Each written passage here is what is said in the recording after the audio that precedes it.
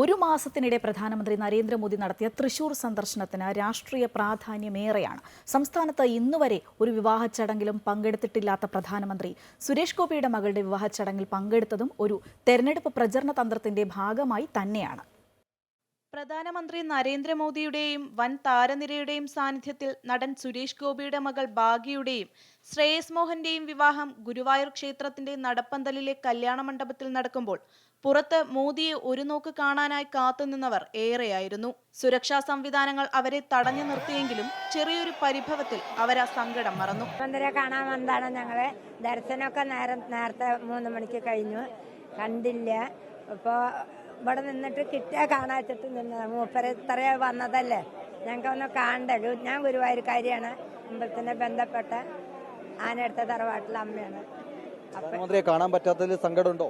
സങ്കടം പറഞ്ഞിട്ട് എന്തമ്മ, സങ്കടം കാണണം എന്നുള്ള മോഹം ഉണ്ടായിരുന്നു, കണ്ടില്ല.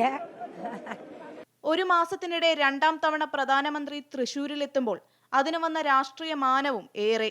ലോക്സഭാ തെരഞ്ഞെടുപ്പിൽ BJP കേന്ദ്ര നേതൃത്വം എത്രമാത്രം പ്രാധാന്യം മണ്ഡലത്തിന് നൽകുന്നു എന്നതാണ് ഇതിലൂടെ വ്യക്തമാകുന്നത്. തൃശൂരിൽ സുരേഷ് ഗോപി തന്നെ മത്സരിച്ചേക്കും എന്ന അഭ്യൂഹം ഏറെ ശക്തമായ പശ്ചാത്തലത്തിൽ കൂടിയാണ് പ്രധാനമന്ത്രി ജില്ല കേന്ദ്രീകരിച്ച് തുടർച്ചയായി സന്ദർശനം നടത്തുന്നതും.